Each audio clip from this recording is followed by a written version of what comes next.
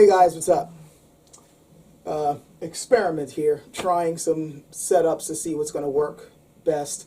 I know the lighting's not the greatest because you can see my shadows, on the curtain here, but it was either this or record this off my desk with the stairs in the background and all that, and that doesn't really look all that good, now does it? And I know the sound could be better. My mic setup that I have down there, I wasn't able to bring up here. I have another mic thing that I could have used, but I ran out of batteries to get it going. Yeah, whatever. I hope you can put up with this, but the reviews that you were waiting for, it's here. We're finally here with it. Well, at least one review. I know there's one sword in particular that many of you guys have really been hoping that I get to. And I will. But I was sent 2 of them. And considering how long it was taking for me to actually get all this going, I figured I might as well do what I've done before and review both weapons that I received. So, just to be fair. So, yeah, we're going to be reviewing 2 swords today. We're going to be reviewing the Dragon Sparrow Do and the Gale Wind Ningxia, both from LK Chen. Who, once again, that company was nice enough to send me 2 pieces to review. They've been very generous with not only sample versions of their weapons for me to check out, but also their time, as they were willing to answer certain questions that I had about, the weapons and, in terms of how they were, what were they supposed to be based on, the materials they were made from, and so on and so forth. So, let's start with the Dragon Sparrow, as that was the first one to actually make its way to me. So, we'll start in that order. Don't look at me like that. We'll save the best for last, okay? Not that the first one's really all that bad, so. So, this rather unique looking piece here, this is the Dragon Sparrow. I will have the stats up on the screen, so you can see them right there. And of course I'll have them in the text description, and of course you can find them on the website. So, this is a very curious piece. And I can honestly say that I've never really seen a sword like this. I didn't even know these things existed. And obviously they did, since LK Chen, that company, prides itself on making reproductions of swords that were actually used throughout Chinese military history. But this is one I've not heard of before. And this particular type kind of had like a brief period of time when they were particularly used. And that was pretty much at the end of the Han Dynasty and during the Northern and Southern Dynasties period of China. And it's interesting that not only is it does the design coming from a brief period of history, where you can actually kind of see a little bit of crossover, some early crossover from other particular kingdoms, considering particularly the Sensorian influences on this. But even the Dragon Sparrow motif that we happen to see here on the ring pommel was also something that happened during a brief period of time. The Dragon Sparrow, from the little bit of research I was able to conduct, seems to have been part of a group of mythical creatures called, I believe, Phalian, and I'm hoping I'm pronouncing that correctly, but I'm probably butchering it. They're basically a type of like thunder spirits, thunder creatures. And it's kind of interesting to me personally, my own conjecture here is that this might be like an earlier version or like a cousin version of the Chinese Long that would come out, that we're more familiar with, which is also a creature that's associated with rain and thunder in heaven. This particular creature, the Dragon Sparrow, has connections to thunder. So kind of interesting, that this particular, motif. But obviously the other thing that I'm sure you guys are looking at is how short this seems in my hand, and I'm sure some of you guys who don't know anything about this yet are probably wondering, where the hell is the handguard? Where is it? Well, here it is. Yeah, it's recessed in the handle. I told you this is a rather unique piece. Now, one other thing before I get into this particular piece proper, and that this particular sword, like I said, came about during the Northern and Southern Dynasties period, and particularly the Northern Wei period of China, or the Northern Wei Kingdom. That also happens to be the particular period that most historians or experts agree that the Ballad of Mulan is supposed to take place.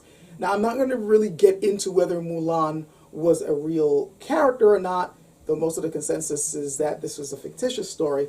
But if she did exist, then the time period that she supposedly did, they're all pegging pretty much during the Northern Wei period, and in particular, a period where the emperor, if I'm remembering correctly, Taiwu, and I'm pretty sure I mispronounced that, but the Emperor Taiwu of Northern Wei was fighting a 12-year war against Ruan Khan, and I believe Ruan Khan of, I believe the Mongols, and the 12-year war kind of corresponds with the, at least according to many historians, they say that corresponds with the 12-year military service that Mulan had to serve under her emperor. So, yeah, that kind of fits.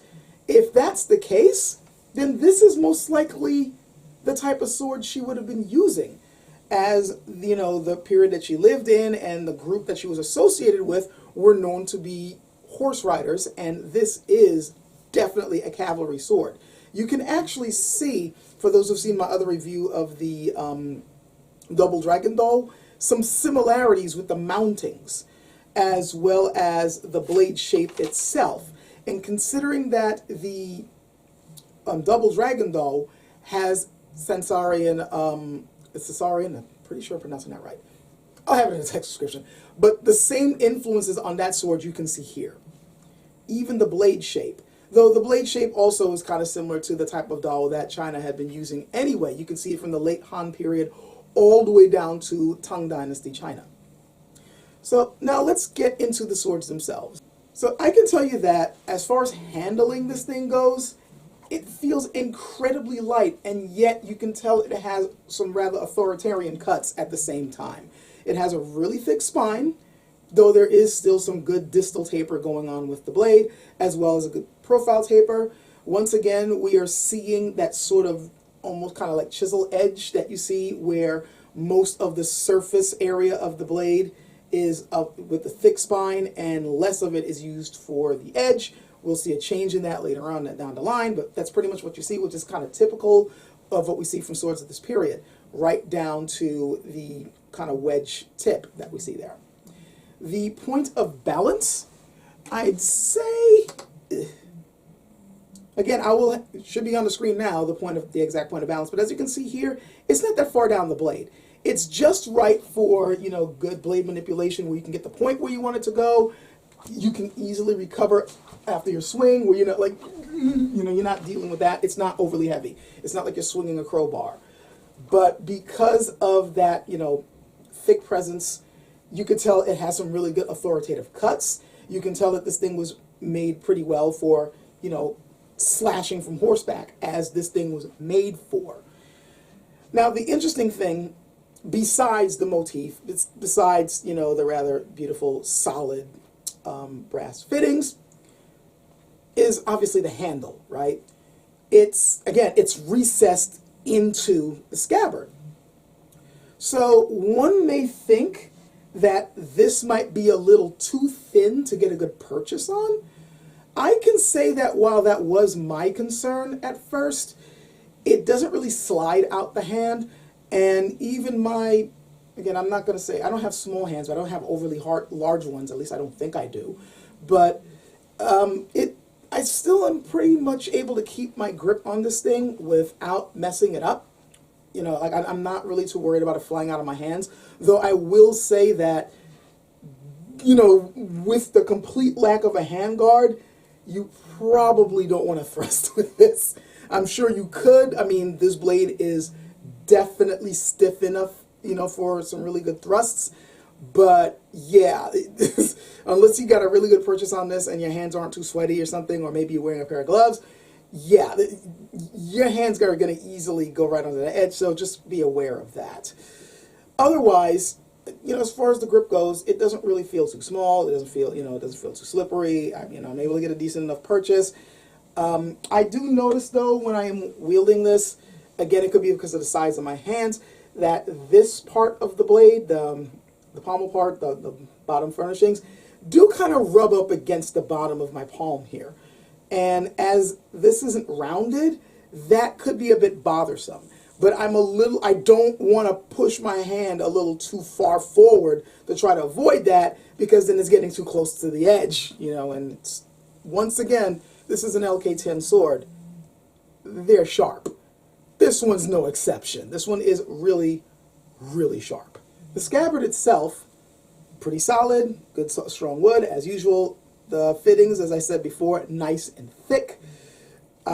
Pretty solid, nothing shaking, nothing loose. I've had this for a while, and once again, it looks like they've done their homework as far as whatever glue or whatever, stuff that they're using to keep this near, because I'm not dealing with the sliding like I've seen before with some of their earlier pieces. Once again, good on you guys for handling quality control. Good on you guys meaning good on, LK Chen.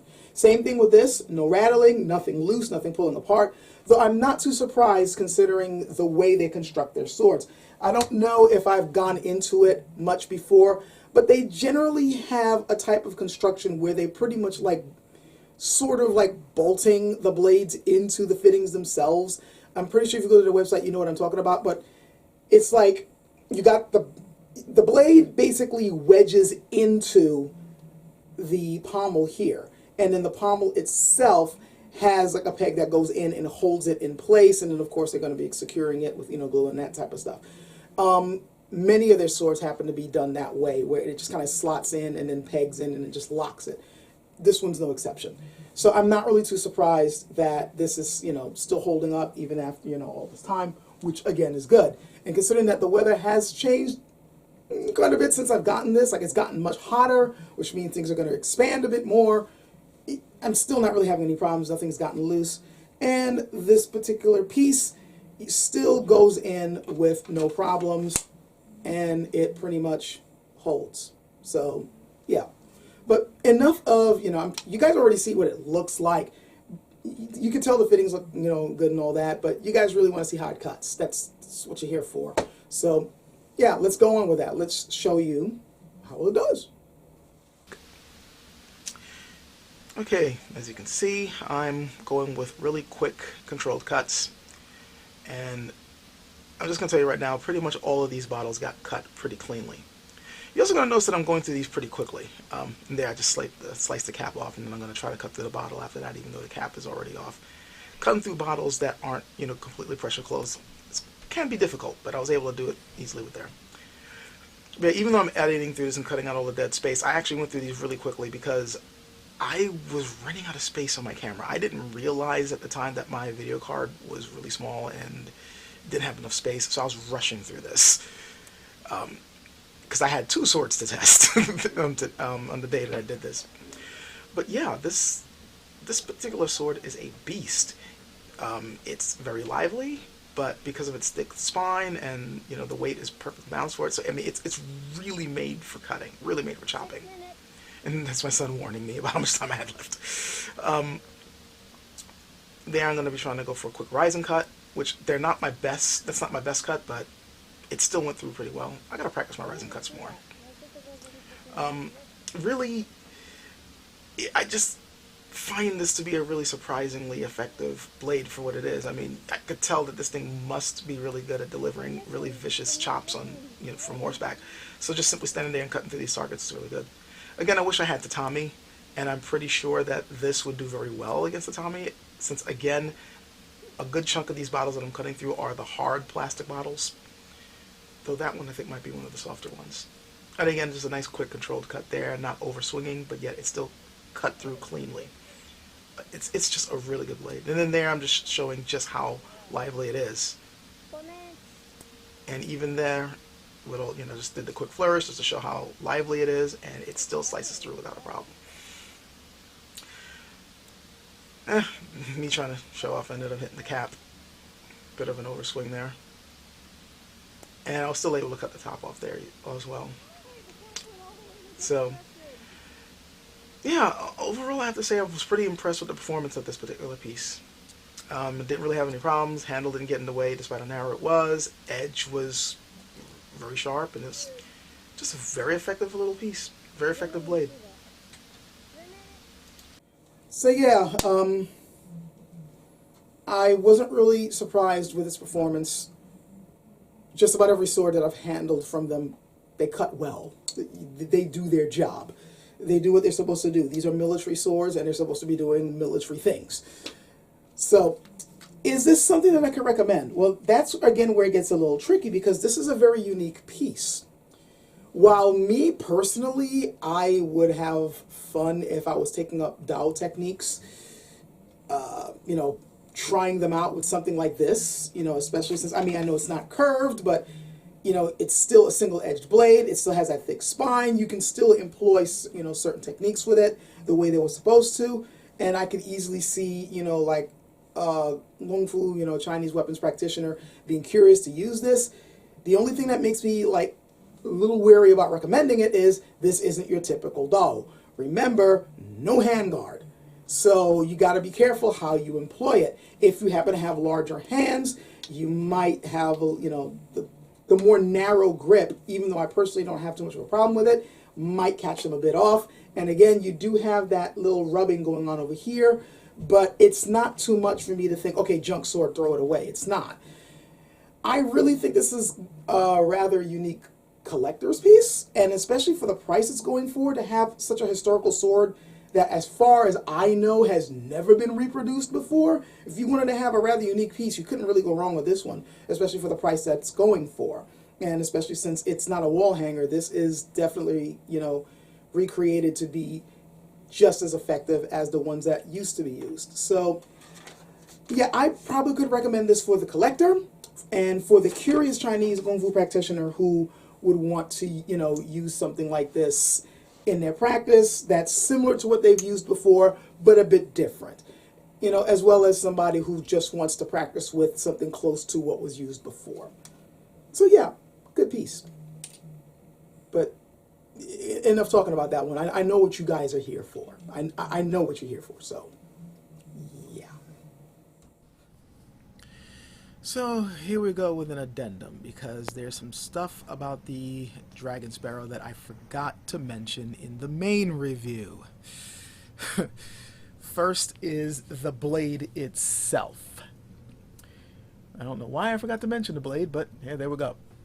So, the blade is pretty much typical of what we see from LK Chen offerings. The fact that it is a folded, you know, pattern wielded steel blade. And this particular one happens to be mixed with 1065 carbon steel and T9 high-speed tool steel, and it happens to be the tungsten cobalt vanadium alloy version of that steel. As usual, we see a really nice pattern on these, again, which is part of the course for LK Chen swords. However, there's another thing about this blade that you may have noticed at the end of the review, and it's getting the sword back in the scabbard. It can be a little tricky because, remember, this is a rather unique piece in that the hilt goes right into the scabbard, well, most of it anyway. And because of that, the mouth of the scabbard and a certain section of it down is going to be wider than the rest of the scabbard in the inside. You know, the part what's going to be concealing the blade, that part's going to be narrower because there's no reason for it to be extra wide, especially if you want to have, you know, a fairly snug fit. So that means that if you are off when putting the blade in, then it can be rather tricky to get it in there. So, you know, doing it quickly can be annoying. You find yourself fiddling with it a lot trying to get it in. So I can kind of see why this particular blade design ended up not, proliferating over time. But if you happen to have this particular piece, well, what can you do to minimize that? Well, what I've found is that when you're putting the blade back in, it's best to have the spine of the blade meeting up against the inside of the back of the scabbard.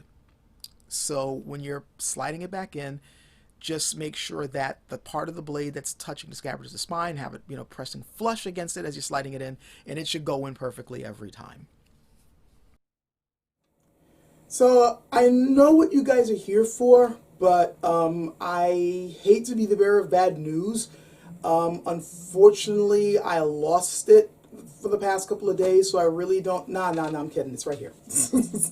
I'm not doing that to you guys. This is the piece that I know so many people wanted to know about, including me, because for as nice as the Han Dynasty Jian that LK Chen make, as nice as they are, and as great to handle as they are, and as much as the Flying Phoenix is still one of my favorite swords that I've ever handled, I was really curious what their take on a more, for lack of a better word, more contemporary Jian would be like.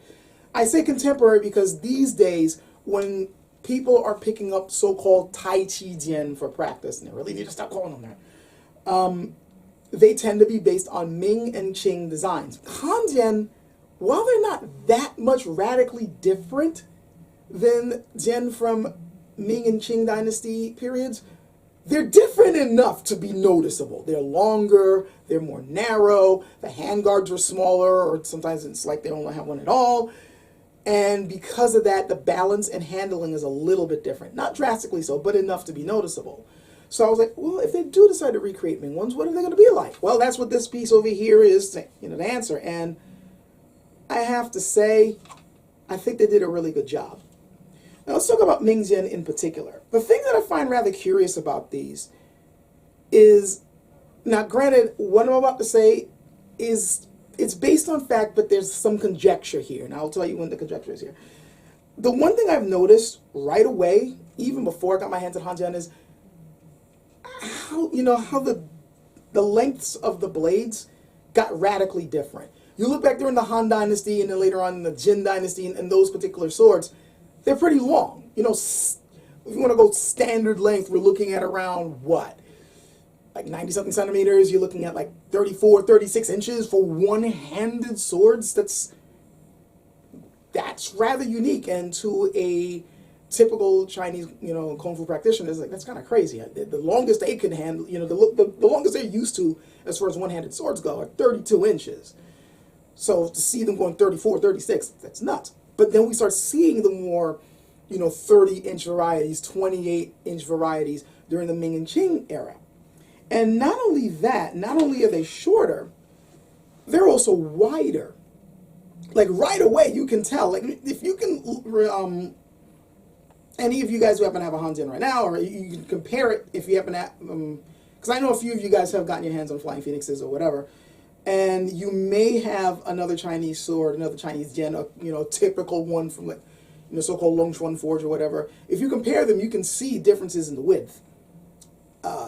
To the point where, some people might even want to consider the Han Jian ones rapier-like, which I know Matt Easton did a review on the White Ark, and he considered that one to be very rapier-like, which I found rather surprising. I'm not saying he's wrong because, well, Western weapons are more his thing, so if anybody would know, it would be him. But I'm more used to more thinner varieties, but then again, considering that rapier blades ran the gamut throughout their development, you're not going to understand that. But these, to get back to this, are wider, and they are, shorter, and they're somewhat heavier. And what that tells me, and this is where the conjecture part comes in, that these Jian, especially since some of them did kind of make their way back into the battlefield, I'm thinking these were made for people who are used to using Dao. Let me explain. And again, if I'm dead wrong about this, I will accept that. I'm still trying to do some research on this. There's someone that I actually need to hurry up and contact about this, who he might know more about this than I do. But this is something that I've been suspecting for a long time. If you look at Han Dynasty swords, Han Dynasty Jian, which were originally used on the battlefield, they are long and narrow, and the blades are somewhat thin. But then later, they wanted something with more cutting authority. They switched over to Dao. But if you notice, those are still straight. Yes, they may have thicker spines. Yes, they're single edge now, so there's going to be more about cutting than thrusting, but they still are straight, and you can still thrust with them.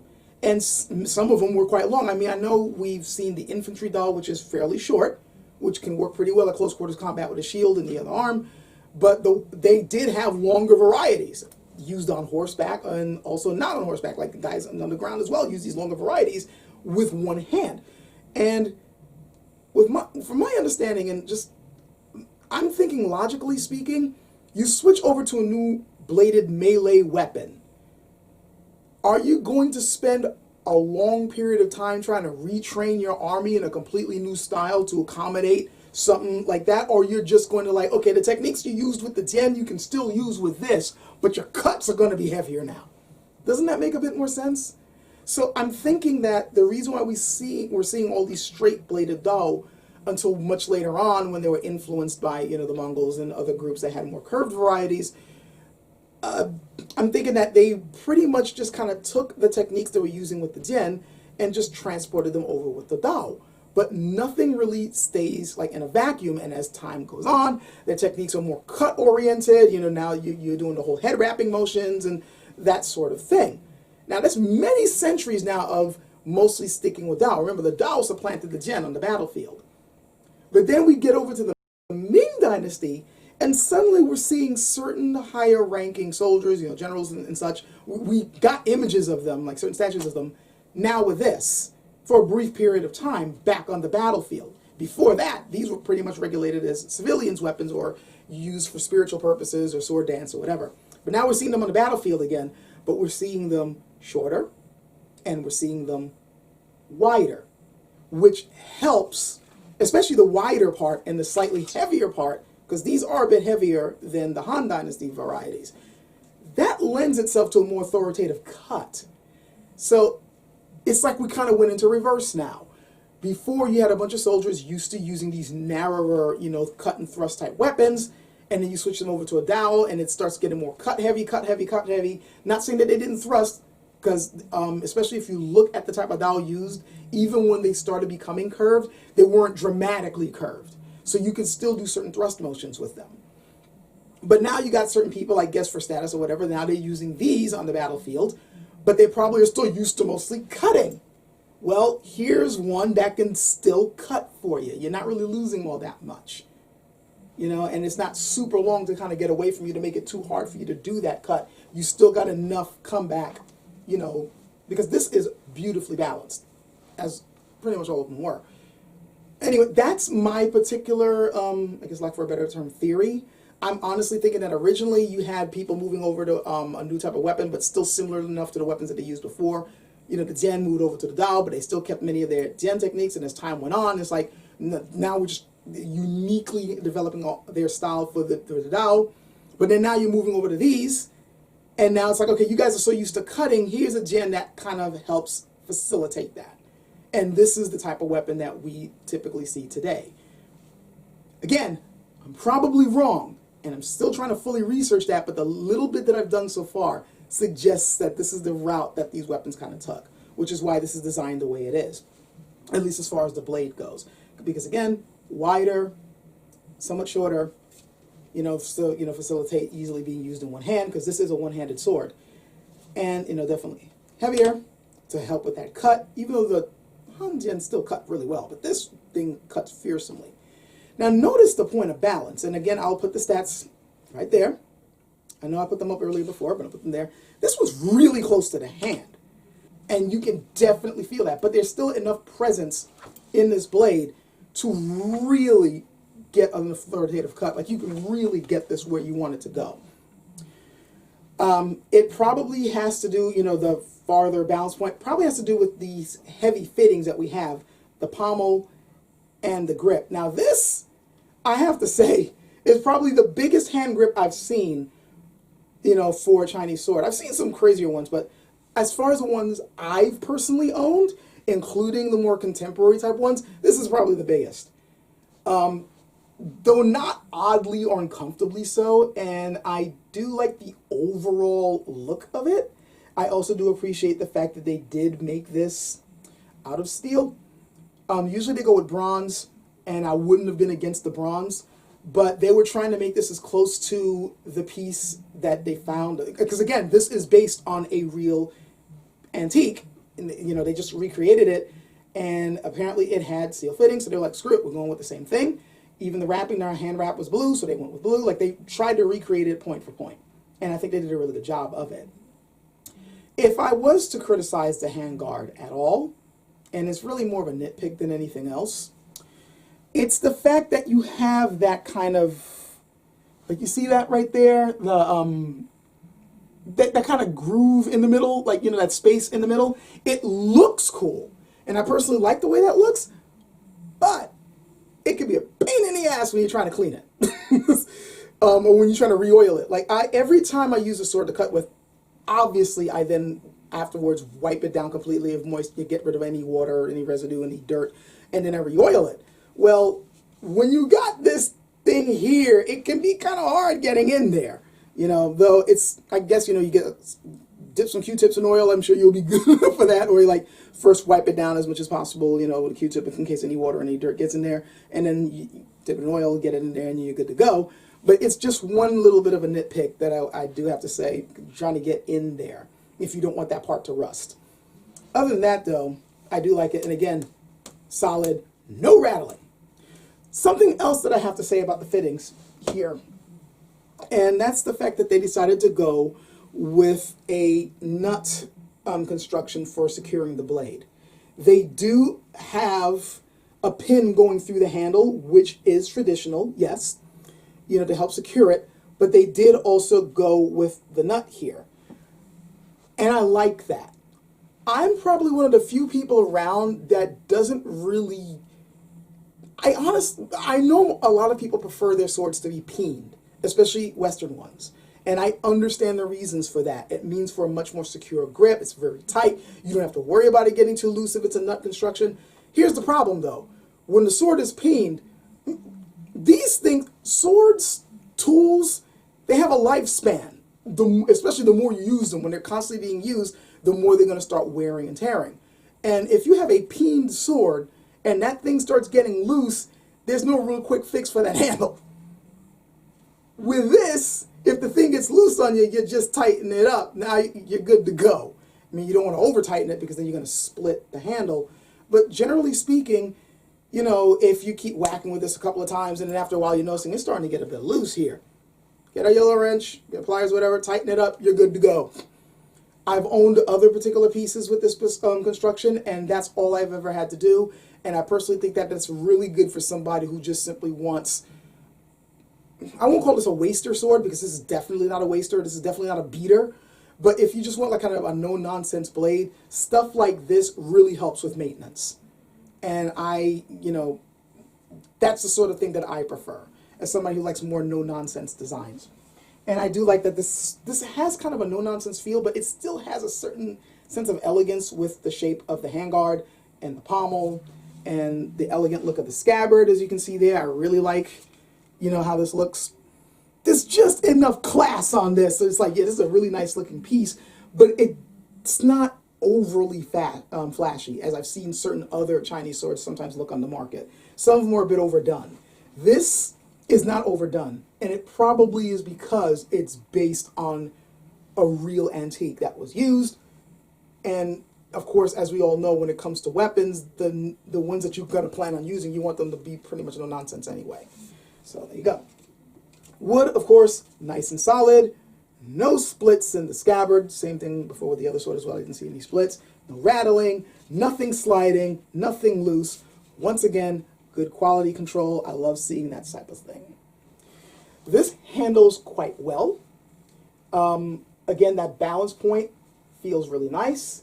You do not really feel the weight. Like I can feel enough of the weight to know that when this thing, you don't want to hit anybody that you like with this. Like, this is going to hurt. This is going to have a really mean cut. But it still snaps back so beautifully. You would not think that this was 2 pounds, 6 ounces. It is. But you wouldn't think it holding it. In fact, the first thing that caught my eye about this, well, it caught my hand? I don't know. When I first took this out the box after it showed up, and I pulled it out, I held it like this and I'm like, wait a second, because I could automatically feel the balance. I'm like, whoa. And then I held it like this with a scabbard on it, and it didn't feel overly heavy. And it didn't feel too front. I'm like, wait, what? No, really? I'm like, if it feels like this, I can't wait until, oh. Yeah, that was my first impression. But it doesn't really matter, you know, how pretty it looks or even how it feels in hand, but that's important. What's really important is how well does it cut, right? We want to see how well this thing cuts. Well, that's what I got the footage for, so let's take a look. Okay, here I'm just showing, really quickly how effective, you can move it before I start getting to cutting proper. And as you can see, that was yet another nicely controlled cut, and it still goes through the bottle pretty well. Now, I have to apologize right off the bat with the cutting footage that I'm showing here. I don't have as much footage here as I did with the Dragon Sparrow. And the reason why is because I ran out of space with the camera I was using. And it's a shame because, as you can see right there, I had some great cuts with this sword. See, again, I barely felt the bottle when I was going through these. I mean, it's a very sharp sword, very well balanced for both cutting and thrusting. And again, you don't even need to overswing with this. It's just quick, controlled cuts, and it goes through very nicely. So I think, again, if I was going up against the Tommy, I wouldn't really have a problem. Again, it's a shame because I cut through so many bottles, and you're not going to be able to see it because I didn't realize the camera was dead. But there's enough here to show just how good the blade is and just how easily I was able to use it in my hand. I'm hoping to, later on, maybe just do another round of cutting with the sword just to show what it can do. But I think for now, the bit I was able to record, you can tell just how effective it is.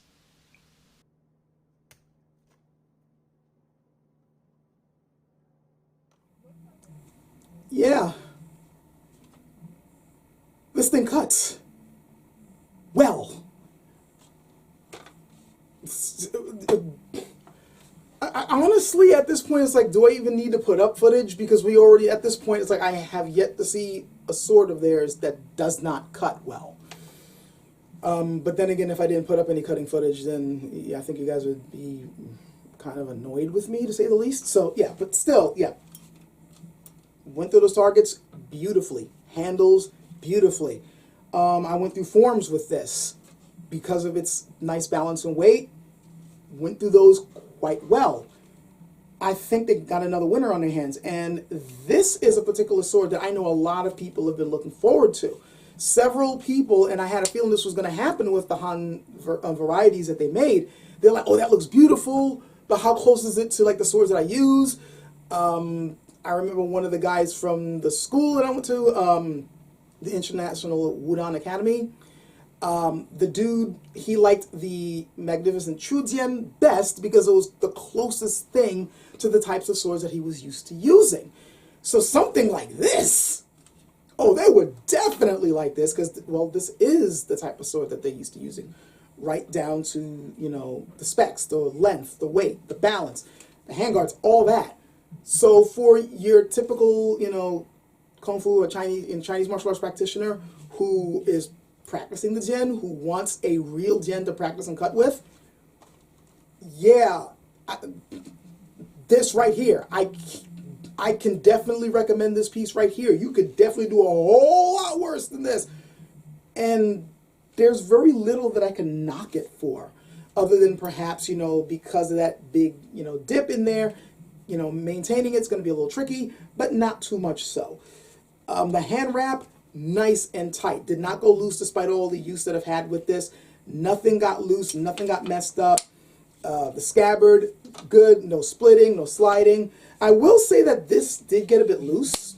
It was a tighter fit, but as time went on, it kind of, slides a bit here. Though, to be fair, again, we're in some really hot days right now. The time I'm recording this, I'm dealing with 95-degree days. So, yeah, I'm not too surprised that this is starting to kind of expand a bit and it's not as tight. But that's a small nitpick that I can give this. As far as the blade's performance, value per dollar, the value of the blade for its performance, and just its nice overall elegant look, despite it also kind of being in a strange sort of way, no frills, considering that the material for the fittings. It's a great piece. I know that the Flying Phoenix is pretty much my favorite sword overall out of all the ones from LK Chen. This one, yeah, it's fighting for a top spot. I will say that as far as all the swords based on Ming and Qing designs, the few that I've owned and handled, yeah, this one's definitely my favorite. I can honestly say that I think I like this one a bit better than the other one that I have, that I've reviewed way back. Not saying that sword is bad. It's not. It's still, for the price and the value of that other one, that's an awesome one that I can recommend anybody, but I can see why this one costs more. It's, yeah, just wow. They knocked it out the park with this one. So, yeah, I can definitely recommend it. No caveats, no nothing. Like, you like Chinese swords, I can definitely recommend it. You want a good cutting sword, I can definitely recommend it. You're a practitioner who wants a real one to do your forms and cutting practice with, I can definitely recommend it. And I mean, I don't like just simply throwing out glowing reviews, because there's always going to be, nothing is perfect. And but I'm really trying to find something to like criticize, and other than that bit of a divot there and the fact that the scabbard got, it's not as a tight fit anymore. Yeah, that's all I could do. So yeah, but I'm hoping you guys like this. I definitely liked doing the review for this.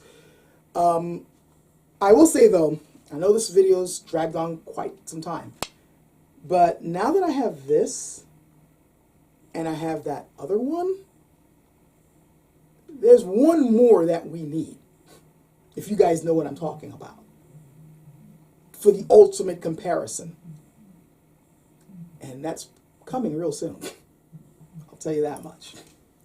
I'm really looking forward to when that one shows up. Because, yeah, then it's going to be like the Clash of the Titans or something. But, yeah. Until then, I hope you guys enjoyed this, despite its length and, the kind of, scrappiness of the settings and the setup. I'm hoping that things are a little bit smoother for the next time I record. And, yeah, hope you guys have a good one, and catch you guys later. So, once again, we have an addendum, because, once again, I forgot to talk about the blade for this particular sword in the main part of the review. And I do need to bring this one up, not just because I'm sure some people would be interested in knowing what type of blade it is, but also because there's something rather unique about this one. See, we actually have two options this time when it comes to choosing a blade for this sword, which, as far as I can tell, is a first for LK Chen. Normally, you end up with a folded pattern steel blade. And the same is true with this one, in that one, the first offering is a folded pattern steel blade made out of 1065 carbon steel, high carbon steel, and T8 high-speed tool steel. This one's T8 instead of T9 like the other one. It's a typical thing that, I hate saying typical because it makes it sound like it's mundane. It's not. It's a rather beautiful looking piece, a rather beautiful looking blade, just like all the other blades. So if this is, if you want to have a really nice folded steel option, well, here you go. However, they also give you the option of having a mono steel blade instead. This one happening to be a manganese alloy high carbon steel blade. And what I find rather interesting about this is that it gives an option for people who want to have more of a heavy-duty cutter. Generally speaking, when I see swords that are designed to be more for heavy practice use for cutting, like, I see this a lot in the katana market, but I see this also with, other swords, European swords, and I'm beginning to now see this with Chinese swords. Generally speaking, when they want the sword to be more of a beater, more or less, they tend to give it a mono steel blade, because mono steel blades, generally speaking, especially with a good heat treat, they tend to be more resilient than folded steel ones. This is not to say that the folded steel ones can't be. In fact, I've seen so many swords, LK Chen offerings being one of them, where the folded steel ones can hold up quite well. But as far as being able to handle abuse, especially from someone who doesn't really know what they're doing, or they're a beginner and their edge alignment might not be right, mono steel blades tend to be more forgiving for that sort of thing. And for constant heavy duty cutting, yeah, there's a reason why that tends to be recommended by people in the know. Not only that, but a pattern wielded blade, it's a beautiful, people love seeing, the beautiful patterns and the waves and all that type of stuff. And if you're going to be doing constant heavy duty cutting with it, it's going to get scuffed. It's going to get scratched. It's just the nature of the beast. And that might bother some people if they want to keep their blades looking all pretty, to show off to people. But if you got a mono steel blade, a lot of people generally don't care. Some people do, but a mono steel blade, they're meant to be beaters. So they have a few scuff marks here and there, whatever. People tend to not care as much. So it's nice that LK Chen's giving this option for people depending on what their needs are. But it also kind of tells me that they're lining this sword up to sort of fit in within the same sphere as the Scott Rodell cutting gen from Hanwei and the affordable cutting gen from JKOO swords, which both use mono steel blades as well. So I find this rather interesting and significant, and I think it's something that a customer should consider if they're looking at this particular sword.